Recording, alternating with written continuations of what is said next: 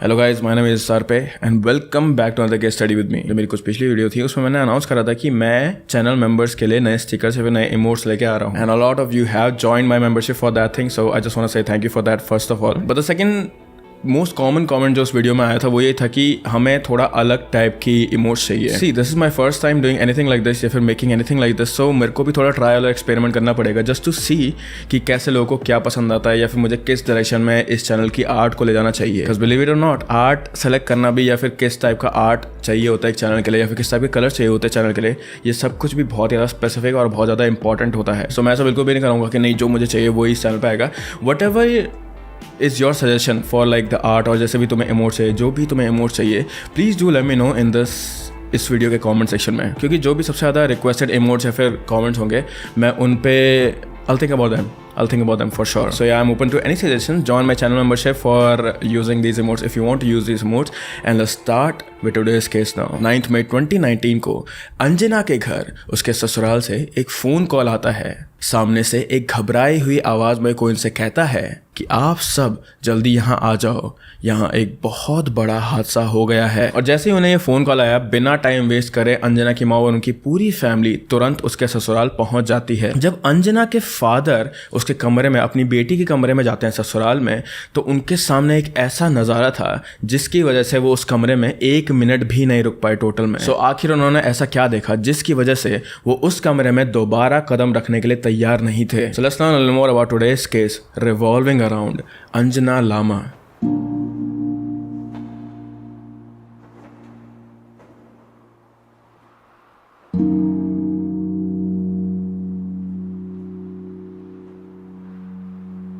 अंजना लामा 26 अगस्त 1995 को नेपाल के हथौड़ा शहर में पैदा हुई थी। उसके जन्म से ही वो अपने परिवार की लाडली थी। उसकी फैमिली में 2 छोटी बहन और एक छोटा भाई भी था। सो बचपन से ही इतने ज़्यादा चहल पहल और प्यार में रहने की वजह से अंजना का जो बिहेवियर था, उसका जो नेचर था, वो बहुत ही ज़्यादा आउटगोइंग और एक्सट्रोवर्टेड था। और अपने इसी नेचर की वजह से वो बहुत ही ज़्यादा ईजिली कहीं पर भी अपने नेबरहुड में या फिर अपने स्कूल में फ्रेंड्स बना लेती थी वो। और तो और अंजना बहुत ही ज़्यादा खूबसूरत थी, बहुत ही ज़्यादा प्रिटी थी, और जो भी उसे देखता था वो उसे as a beauty he describe करता था। जब वो 11th ग्रेड में पढ़ रही थी तो उसकी मुलाकात हुई प्रज्वल महत से। प्रज्वल एक बहुत ही चार्मिंग लड़का था, सबसे बड़े प्यार से और इज्जत से पेश आता था वो।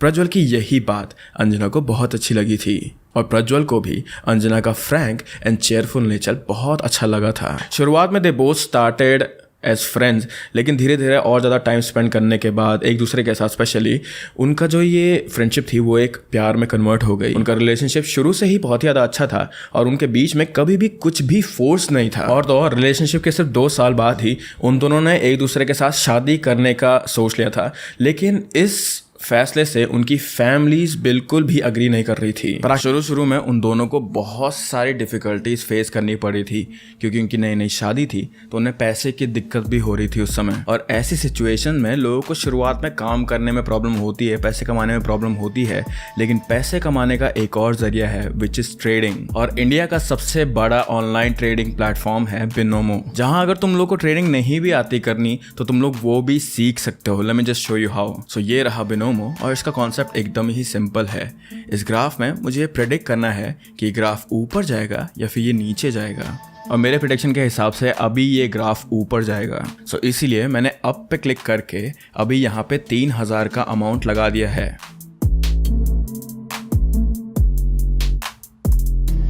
And as you can see ये वाला ग्राफ ऊपर हुआ है और मुझे 2300 का प्रॉफिट भी हुआ है यहाँ पे। So that is how it works. और सिर्फ इतना ही नहीं, with Binomo you also get instant withdrawal और 24/7 customer support as well. So don't wait and description में दिए गए लिंक से बिनोमो को अभी डाउनलोड कर लो to start your trading. But now talking about Anjana's marriage, आखिर उनके साथ ऐसा क्यों हो रहा था? Well, this is because Anjana और प्रज्वल दोनों अलग अलग कास्ट के थे। तो उन दोनों को ये चीज़ पता था कि उनकी फैमिलीज उनका रिलेशनशिप एक्सेप्ट नहीं करेगी, उनका रिश्ता एक्सेप्ट नहीं करेगी, उनकी शादी एक्सेप्ट नहीं करेगी। तो वो दोनों अपनी रिस्पेक्टफुल फैमिलीज को ये मनाते रहे इस बारे में कि प्लीज़ मैं इससे प्यार करती हूँ, मैं इससे प्यार करता हूँ, मुझे इनसे शादी करने दो। लेकिन फिर भी वो लोग नहीं माने, और जब उन्हें कोई रास्ता नहीं दिखा एक दूसरे के साथ रहने के लिए या फिर एक दूसरे के साथ अपनी ज़िंदगी बिताने के लिए, तो उन्होंने लास्ट में एज अ लास्ट रिजॉर्ट भाग के शादी कर ली। और प्रज्वल का एक बड़ा भाई था उज्जवल, वो एक अकेला ऐसा आदमी था उसकी फैमिली में जो कि उसकी इस रिलेशनशिप को सपोर्ट करता था। और उसी ने ही, प्रज्वल के भाई उज्जवल ने ही हथौड़ा वापस आकर उन दोनों की शादी करने में उनकी मदद करी थी। प्रज्वल की फैमिली हथौड़ा से थोड़े दूर ललितपुर में रहती थी। शादी करने के बाद प्रज्वल और अंजना ने डिसाइड करा कि वो ललितपुर में प्रज्वल की फैमिली के साथ ही रहेंगे। प्रज्वल की फैमिली में उसके डैड, उसकी मॉम, उसका बड़ा भाई उज्जवल जिसकी अभी हमने बात करी थी, उज्जवल की वाइफ और प्रज्वल का भतीजा भी रहता था। तो उनकी शादी के बाद उन्हें काफ़ी सारी डिफ़िकल्टीज़ को फेस करना पड़ा था। अंजना की फैमिली तो उससे अभी भी नाराज़ थी, पर यहाँ पे मेन बात ये थी कि वो लोग प्रज्वल की फैमिली के साथ रहते थे और प्रज्वल की फैमिली ने भी इन दोनों की शादी को अभी एक्सेप्ट नहीं करा था। लेकिन अंजना के सॉफ्ट स्पोकन और नाइस नेचर की वजह से फाइनली प्रज्वल की फैमिली को थोड़ा टाइम लगा, लेकिन फाइनली उन्होंने अंजना को एक्सेप्ट कर लिया था। और देखते ही देखते अंजना उनकी इस फैमिली का पार्ट बन चुकी थी। लेकिन अगेन अंजना की फैमिली ने उनके इस शादी को अभी तक एक्सेप्ट नहीं करा था, जिसका सोल्यूशन अंजना के पास था एक। अंजना ने क्या करा, अपने छोटे भाई को उनके साथ रहने के लिए बुला लिया ललितपुर में, ताकि उसकी पढ़ाई अच्छे से हो सके और तो और उन दोनों परिवार के बीच में कम्युनिकेशन ढंग से हो सके। नाउ अंजना के ससुराल में सभी के सभी लोग काम पे जाते थे, like they used to work, इसलिए दिन में जब लोग जॉब पे जाते थे तो उनका घर काफ़ी ज़्यादा खाली सा रहता था। और शादी के बाद प्रज्वल भी एक बहुत ज़्यादा अच्छी कंपनी में अच्छी पोजीशन में लग गया था जॉब पे। तो क्योंकि अंजना पूरे दिन भर घर में अकेली बैठी रहती थी, बोर होती रहती थी, तो उसने सोचा कि यार मैं भी कुछ छोटा मोटा काम कर लेती हूँ, इनकी हेल्प भी हो जाएगी और मेरा भी टाइम कट जाएगा। इसीलिए उसने अपने घर के पास में एक छोटा सा ब्यूटी पार्लर खोलने का सोचा। और अंजना की जो ससुराल वाले थे, प्रज्वल के जो पेरेंट्स थे, उन्होंने इस चीज़ में उसको सपोर्ट भी करा। अंजना के लिए उस घर में सब कुछ परफेक्ट था। जहाँ पहले ये फैमिली उसे एक्सेप्ट भी नहीं कर रही थी, आज वही फैमिली ना सिर्फ उसे बड़ा प्यार से ट्रीट कर रहे थे, बल्कि उसके प्रोफेशनल डिसीजंस को भी सपोर्ट कर रहे थे। शी वॉज हैप्पी कि प्रज्वल, उसका हस्बैंड, उसे बहुत ज़्यादा प्यार करता था। उज्जवल, प्रज्वल के भाई के उसमें उसे एक बड़ा भाई दिखता था, उज्जवल में उसे एक बड़ा भाई दिखता था। एंड शी वॉज हैप्पी कि उसके इन लॉज उसे एक बेटी की तरह ट्रीट करते हैं। और समय के साथ साथ अंजना की फैमिली भी उसे ज़्यादा दिन तक तो नाराज़ नहीं रह सकती थी। सो they were slowly warming up to her ससुराल का family, you know. And specially जब उन्होंने ये चीज़ देखा कि इसके ससुराल वाले हमारी बेटी को इतने प्यार से ट्रीट कर रहे हैं, एक बेटी जैसा ट्रीट कर रहे हैं, so they were slowly warming up to them. And then finally उन्होंने भी इस रिश्ते को एक्सेप्ट कर लिया था। एंड अब इन दोनों परिवार में कम्युनिकेशन भी बहुत ज़्यादा अच्छा हो गया था। इसी बीच अंजना, उसके भाई बहन और उज्जवल भी बहुत अच्छे दोस्त बन चुके थे। वो सारे लोग एक दूसरे के साथ अलग अलग जगह घूमने जाते और खूब मज़े करते थे। उज्जवल एक जॉयफुल नेचर का इंसान था and he used to make everyone around him happy and comfortable by cracking jokes. और या फिर ऐसे ही मस्ती करके भी वो लोगों का मूड अच्छा कर देता था। वो सबके साथ बहुत अच्छे से पेश आता था और बहुत जल्द ही वो उनके साथ घुल मिल जाता था। इसी कारण सबको उज्जवल के साथ घूमना फिरना और टाइम स्पेंड करना अच्छा लगता था। प्रोफेशनली वो एक साउंड इंजीनियर हुआ करता था and he even worked on one of the most famous Nepali song called सुना साइली। लेकिन हेयरिंग प्रॉब्लम्स होने के कारण उससे वो जॉब क्विट करना पड़ा और उसके बाद वो एक ऑफिस में नॉर्मल जॉब करने लगा था। इस चीज़ ने उसे थोड़ा तो दुखी किया था, लेकिन ही एक्सेप्टेड इट और वो अपनी लाइफ के नेक्स्ट फेज में मूव ऑन कर चुका था। तो अंजना की लाइफ में सब कुछ सही चला था। वो अपने हस्बैंड की फैमिली से और अपनी फैमिली से भी खुश थी। लेकिन क्या था ना कि घर का काम करने के बाद और पार्लर में जाने के बाद भी उसके पास काफ़ी ज़्यादा टाइम बच जाता था। और उस समय पे टिकटॉक का काफ़ी ज़्यादा क्रेज़ था। तो अंजना ने भी टिकटॉक बनाने की सोची और उसने सोचा कि इससे मेरा टाइम पास तो हो जाएगा, शायद से मैं फेमस भी हो जाऊँ। फेमस होने का उसके दिमाग में इसलिए आया होगा because as a said she was very pretty, right. और तुम लोगों ने अभी तक फोटोज भी देख ली हैं उसकी। एंड एग्जैक्टली वही हुआ। बहुत कम टाइम में ही वो वायरल हो गई थी और उसने अच्छे खासे फॉलोअर्स भी गेन कर लिए थे। फेमस होने के बाद उसे मॉडलिंग के ऑफर्स आने शुरू हो गए थे और अंजना को मॉडलिंग का शौक भी था। जब उसने अपने इन लॉज को बताया कि वो मॉडलिंग करना चाहती है तो उसके इन लॉज ने उसे दोबारा से सपोर्ट करा। This is not a news. अगर तुम लोगों ने मेरी वीडियोस पहले भी देखी है तो I keep on saying this thing कि आई मिस टिकटॉक। ठीक है, टिकटॉक इतना ज़्यादा क्रेंज था पर मुझे बहुत ज़्यादा हंसी आती थी उस चीज़ पे। But I wish there was a way that I could access Nepal का टिकटॉक, कि नेपाल के टिकटॉक में कैसा क्रेंज है, यू नो, जस्ट टू सी कि कैसा होता है वहाँ पे, यहाँ पे कैसा था, वहाँ पे कैसा था। बट एनीवेज, तो अब अंजना अपने ब्यूटी पार्लर पे काम करने की वजह से और मॉडलिंग गिग्स की वजह से भी बहुत ही ज़्यादा अच्छा खासा पैसा कमा रही थी। और प्रज्वल, उसका हस्बैंड, वो भी ऑफिस में अच्छे खासे पैसे कमा रहा था। इसीलिए प्रज्वल और अंजना ने सोचा कि बेटर फ्यूचर अपॉर्चुनिटीज़ के लिए हमें शायद नेपाल में नहीं रुकना चाहिए, हमें कनाडा शिफ्ट हो जाना चाहिए ना। उनकी शादी को इतना ज़्यादा टाइम भी नहीं हुआ था and they were scared to tell their parents this thing कि हमें बाहर कनाडा शिफ्ट होना है। वो भी तब जब मेरी बीवी टिकटॉक पे फेमस हो रही है तब। पर सरप्राइजिंगली प्रज्वल के parents they were very chill about it and उन्होंने उनके लिए उनके कनाडा शिफ्ट होने के लिए पैसे बचाना भी शुरू कर दिया था। देखते ही देखते अंजना की शादी को अब ऑलमोस्ट 2 साल हो गए थे एंड उसने अपना ब्यूटी पार्लर में काम करना बंद कर दिया था एक तरीके से, क्योंकि उसे मॉडलिंग से इतना सारा पैसा मिलता था that was just more beneficial for them. तो 2 साल उसने बहुत ज़्यादा मस्ती मारी, वो खुश थी, उसने अपनी फैमिलीज को एकजुट करा। So these 2 years were like very happy period of a time. पर ये खुशी ज़्यादा दिन तक टिकने नहीं वाली थी। नाउ जैसे कि मैंने कहा कि शुरुआत में अंजना की फैमिली और प्रज्वल की फैमिली वो उनकी शादी के खिलाफ थे, क्योंकि वो दोनों डिफरेंट कास्ट से थे। और जब उन्होंने ये मूव की बात कनाडा मूव करने की बात घर में करी थी, तब से ही ये बातें दोबारा से दोनों फैमिली में शुरू हो गई थी। दरअसल उज्जवल प्रज्वल का भाई, उसकी शादी अरेंज हुई थी, इसलिए उसकी वाइफ और उज्जवल सेम कास्ट से बिलोंग करते थे, which left Anjana as the odd one in that house.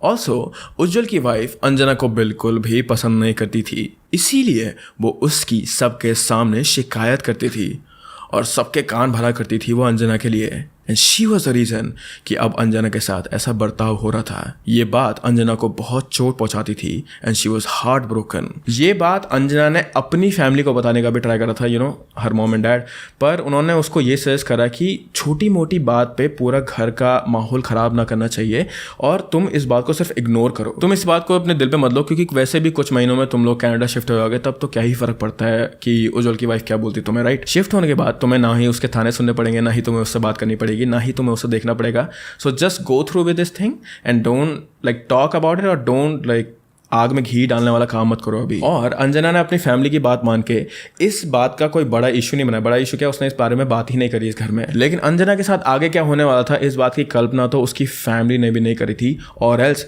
They would not have said this thing. On 9 मई 2019 दोपहर के 3 बजे अंजना के घर उसके ससुराल से कॉल आता है। अंजना की मॉम ने कॉल पिक करा।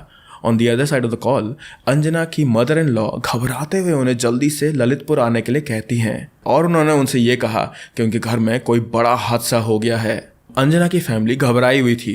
उन्होंने प्रज्वल को कॉल करा, लेकिन उसने भी उन्हें कुछ नहीं बताया और बस रिक्वेस्ट करा कि वो जल्दी से वहाँ आ जाए। ललितपुर हथौड़ा से, am I saying the thing correctly, I don't know, Lalitpur हथौड़ा से करीब 100 किलोमीटर की दूरी पर है, सो 2 घंटे की दूरी पर है। लेकिन उस दिन ट्रैफिक इतना ज़्यादा था कि उन्हें 3 बजे से, शाम के 3 बजे से रात के 10 बज गए थे वहाँ पहुँचने में। और पूरे रास्ते अंजना की फैमिली बस यही सोच रही थी कि आखिर ऐसा क्या हुआ, why was her mother in law like so scared. Prajwal भी ढंग से कोई चीज़ क्यों नहीं बता रहा था, उनके दिमाग में गलत ख्याल आ रहे थे कि आखिर ललितपुर में ऐसा क्या हो गया है। अंजना की फैमिली जैसे ही प्रज्वल के घर में पहुंची, उनके ससुराल पहुंची, तो उन्होंने देखा कि उनके घर के बाहर पे बहुत ही ज़्यादा भीड़ लगी हुई है, और तो और वहाँ पे पुलिस भी मौजूद थी। और पुलिस को देख के and all of these negative thoughts, ये सब कुछ देख के अब उन्हें और भी ज़्यादा डर लगने लगा था। जैसे ही वो घर की तरफ बढ़ रहे थे तो उन्होंने देखा कि वहाँ पे अंजना का भाई, वही अंजना का भाई जिसको उसने अपने साथ बुलाया था पढ़ाई के लिए, वो वहाँ पे बैठ के फूट के रो रहा था। और एक पुलिस वाले ने अंजना के डैड को अपने साथ घर के अंदर चलने को कहा।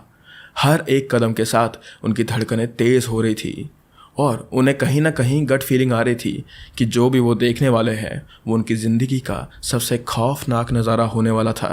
पुलिस ने उन्हें अंजना के रूम के सामने खड़ा कर दिया और रूम का दरवाज़ा खुलने पर जो अंदर उन्होंने देखा वो देखकर उनके होश ही उड़ गए थे।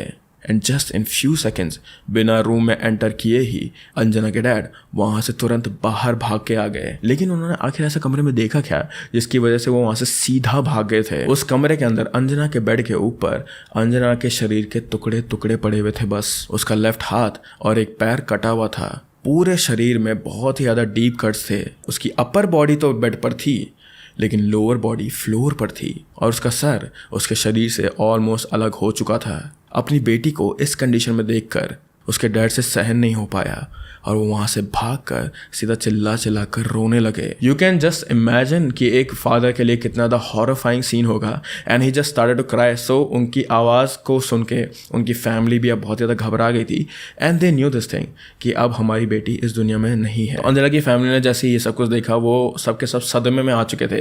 लेकिन जैसे ही उन्हें थोड़ा होश आया, अंजना की मॉम ने कहा पुलिस वालों को कि प्लीज़ आप इन सबको, इस घर में जो हैं उन सबको गिरफ्तार कर लो, क्योंकि इन्होंने ही इन लॉज के साथ मिलके मेरी बेटी को मारा है। लेकिन इससे पहले कि अंजना की मॉम कुछ आगे बोल पाती, पुलिस वालों ने उन्हें कुछ इंटरेस्टिंग सी चीज़ बताई। पुलिस ने उन्हें ये चीज़ बताई कि जो कल्प्रिट है जिसने तुम्हारी बेटी को मारा है, उस कल्प्रिट ने अपना आप को ऑलरेडी सरेंडर कर दिया है। And you won't believe this thing कि ये कल्प्रिट कौन है। इट टर्न्ड आउट कि अंजना को इतनी बुरी तरीके से मारने वाला और कोई नहीं बल्कि उज्जवल था। वही उज्जवल जिसे अंजना अपने बड़े भाई की तरह देखती थी, वही उज्जवल जिसने इन दोनों की शादी कराने में इनकी मदद करी थी, और वही उज्जवल जो इन दोनों के रिलेशनशिप के साथ सबसे पहले ठीक था। एवरी वन वॉज शॉक्ड, क्योंकि उज्जवल के बारे में अंजना ने अपने घर में पहले भी बता रखा था। And he was the last person जिससे वो कुछ ऐसा एक्सपेक्ट कर रहे थे। अंजना और उज्जवल का रिश्ता मैंने तुम्हें पहले ही समझा दिया है अभी, तो इसीलिए किसी को भी इस बात पे बिलीव ही नहीं हुआ कि उज्जवल ने कुछ ऐसा करा होगा। एक और डिसअपॉइंटिंग बात यहाँ पे पुलिस वालों ने ये बताई कि अंजना के जो इन-लॉज थे, पहले वो अंजना की फैमिली को कॉल नहीं कर रहे थे, उन्हें बताना नहीं चाह रहे थे कि अंजना के साथ आखिर यहाँ पे हुआ क्या।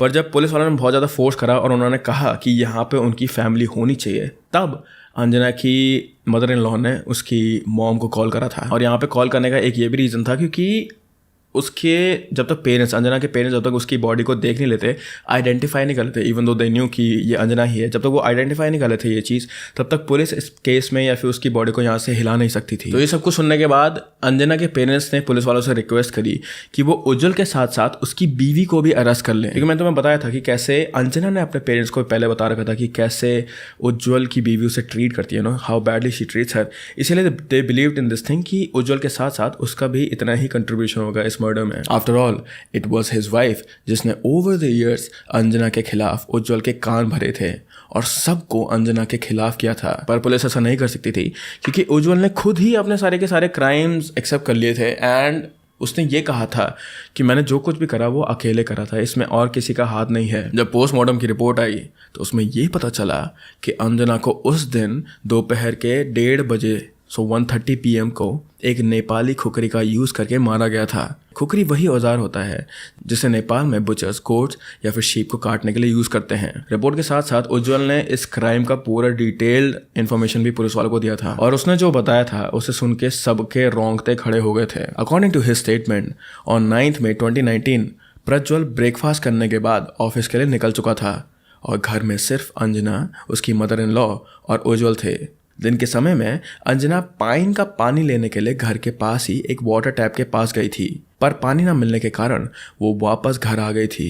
दिस होल टाइम उज्जवल उसे अपने घर की बैल्कनी से ऑब्जर्व कर रहा था। जैसे ही अंजना घर वापस आई वो सीधा अपने रूम में गई और घर में अपने बेड पे लेटकर फ़ोन में बिजी हो गई थी। यूजुअली अंजना हमेशा अपने कमरे के दरवाजे को अंदर से लॉक करती थी, लेकिन इस बार उसने ऐसा नहीं करा था। और ये देखकर उज्जवल ने एक छोटी खुकरी ली और वो अंजना के कमरे के पास ही जा रहा था कि उसे ख्याल आया कि ये खुकरी उसके काम को अंजाम देने के लिए काफ़ी छोटी है। इसीलिए उज्जवल अपने पेरेंट्स के रूम से एक बड़ी खुकरी लेकर आया। इस औजार को लेके वो अंजना के रूम के अंदर गया। उसने ये चीज़ देखी कि अंजना अपने फ़ोन पे बिजी है and she is not paying attention, और उज्जवल को ये चीज़ समझ आ गई थी कि यही मेरे पास एकदम परफेक्ट टाइम है इसको मारने के लिए। तो वो सीधा अंजना के रूम के अंदर घुस गया था बिना बताए। पहले तो जब अंजना ने उज्जवल को देखा तो शी वॉज कन्फ्यूज कि इसके हाथ में खुकरी क्यों है, ये ऐसी चीज़ें लेके मेरे कमरे में क्यों आ रहा है।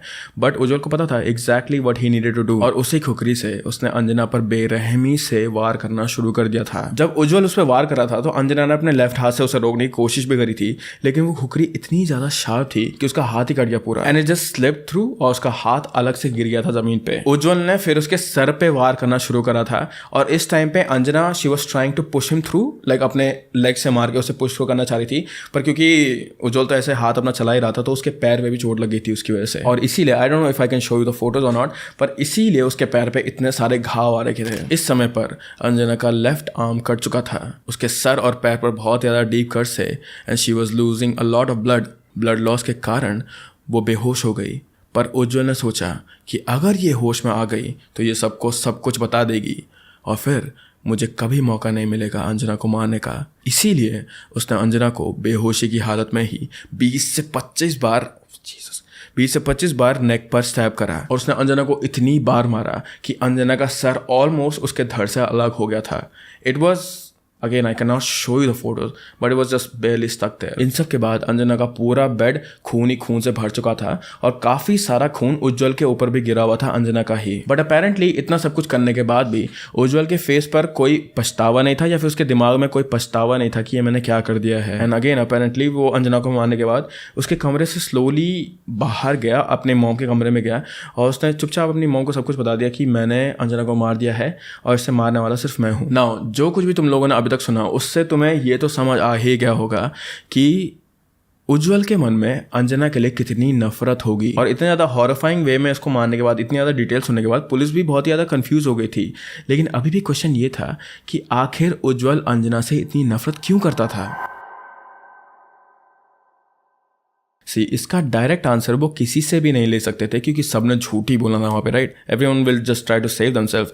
बट जितने भी एविडेंसेस पुलिस के पास थे उनमें से कुछ चीज़ें उन्हें लीड कर रही थी एक तरफ। लेकिन फिर थोड़ी देर बाद पुलिस वालों को भी कोई मेहनत करने की ज़रूरत नहीं पड़ी क्योंकि उज्जवल से जब उन्होंने पूछा कि तुमने ऐसा क्यों करा तो उज्जवल ने खुद ही बता दिया कि वो उससे नफरत क्यों करता था। उज्जवल ने बताया कि उसे अंजना का फ्रैंक बिहेवियर और सबसे अपफ्रंट होकर बात करना बिल्कुल भी पसंद नहीं था। उसे इस बात से भी प्रॉब्लम थी कि अंजना डिफरेंट कास्ट की थी और उसे इस बात से भी प्रॉब्लम थी कि वो टिकटॉक बनाती थी और उसे इस बात से भी प्रॉब्लम थी कि वो मॉडलिंग में थोड़े छोटे या फिर रिवीलिंग कपड़े पहनती थी। लेकिन जिस चीज़ ने उज्जवल को फाइनली ट्रिगर किया बहुत ही ज़्यादा वो ये था कि अंजना और प्रज्वल बाहर कनाडा मूव होने वाले थे। जो चीज़ उज्जवल को बिल्कुल भी मंजूर नहीं थी, वो उसके दिमाग में ये आया कि ये लड़की मेरे भाई को हमारे परिवार से अलग करना चाहती है और इसे हमेशा हमेशा के लिए हमसे दूर करना चाहती है। और इन्हीं रीजंस की वजह से उज्जवल ने अंजना को मारने का प्लान बनाया था उनके कनाडा मूव होने से बहुत ज़्यादा पहले।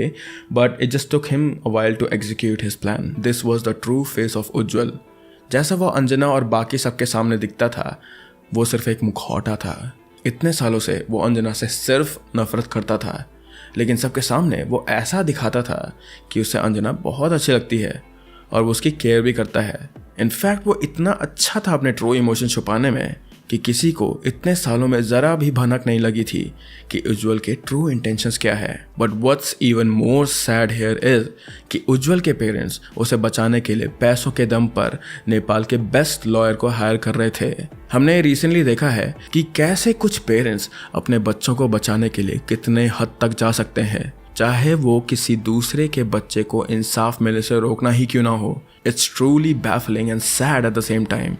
लेकिन उनकी ये मेहनत बेकार हो गई क्योंकि उज्जवल अपने क्राइम्स पुलिस इंटेरोगेशन में ऑलरेडी कन्फेस कर चुका था। ये केस कोर्ट में पूरे 2 साल चला और अंजना के दुखी माँ बाप को 2 साल तक कोर्ट के चक्कर लगाने पड़े थे ताकि उनकी बेटी को इंसाफ मिल सके। फाइनली इतने चक्कर काटने के बाद अंजना के पेरेंट्स ने चैन से सांस ली जब कोर्ट ने उज्जवल को लाइफ इम्प्रिजनमेंट की सज़ा सुनाई। दे थॉट कि उनकी बेटी को फाइनली जस्टिस मिल गई है। But this wasn't the end. Recently Ujjwal की फैमिली ने अपील करके इस केस को रीओपन करवाया और इस बार उन्होंने बहुत कोशिश की ये प्रूव करने की कि उज्जवल मेंटली अनस्टेबल था।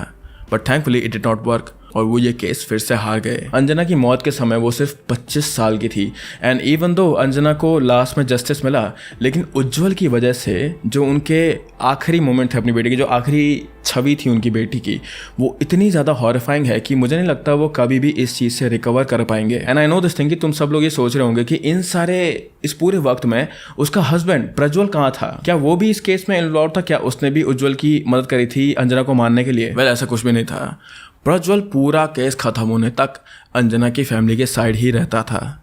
इनफैक्ट जब उसकी खुद की फैमिली ये प्रूव कर रही थी कि उज्जवल मेंटली अनस्टेबल है, प्रज्वल उसकी फैमिली के अगेंस्ट जाकर ये कह रहा था कि नहीं, Ujjwal was absolutely fine. According to him वो उज्जवल के रियल इंटेंशंस और रियल फीलिंग्स को लेकर बिल्कुल अनअवेयर था। उसने कभी भी नहीं सोचा था कि उज्जवल के दिल में अंजना के लिए इतनी नफरत होगी, क्योंकि जब भी वो घर में होते थे वो उन दोनों को हंसी मजाक करते हुए ही देखता था। अगर आपको याद होगा तो मैंने आपसे कहा था कि अंजना और प्रज्वल कनाडा शिफ्ट होने वाले थे 2019 के कुछ महीनों बाद ही। वो अब उस परिवार में नहीं रह सकता था और उस घर में नहीं रह सकता था जहां उसकी बीवी जिससे वो इतना प्यार करता था उसका इतनी बेरहमी से खून हो गया था और अब ही हैज़ मूव्ड ऑन और वो वहाँ कनाडा में अकेला रहता है। जब भी मैं क्राइम के बारे में रिसर्च करता हूँ तो हमेशा ये चीज़ हमें दिखती है, कितनी सारी वीडियोस बना दी मैंने, राइट, 100 से ऊपर वीडियोस है मेरे चैनल पे अब, तो मुझे हमेशा ऐसा दिखता है कि लोगों के इमोशन इतना ज़्यादा ओवरकम कर जाते हैं लोगों को कि दे कांट कंट्रोल देमसेल्व्स, चाहे फिर गुस्सा हो चाहे लव हो, कोई सी भी चीज़ हो। When emotions overtake your actions it's like a serious problem in you then. और उज्जवल ने तो पूरे 2 साल तक इस चीज़ का प्लान बनाया था। तो 2 साल तक वो बस अंजना से नफरत करता रहा, 2 साल से वो बस अंजना को मारने की सोचता रहा। उसका पूरा दिन ही ऐसे जाता होगा कि कब मैं इससे छुटकारा पाऊंगा। And it really makes me wonder कि हम लोग किस ज़माने में जी रहे हैं। But with that sadly Anjana Lama का केस यहीं पे अभी समाप्त होता है। Before you go guys, again please join my channel membership क्योंकि I am gonna add more content there. And if you guys like watching true crime documentary, specially अगर तुम लोग नेपाल से हो, then please subscribe to me क्योंकि मैं वही बनाता हूँ यहाँ पे। But with that I hope that you guys are happy, I hope that you guys are healthy. Please keep your loved ones very close to you guys and I will see you very very soon. Bye bye.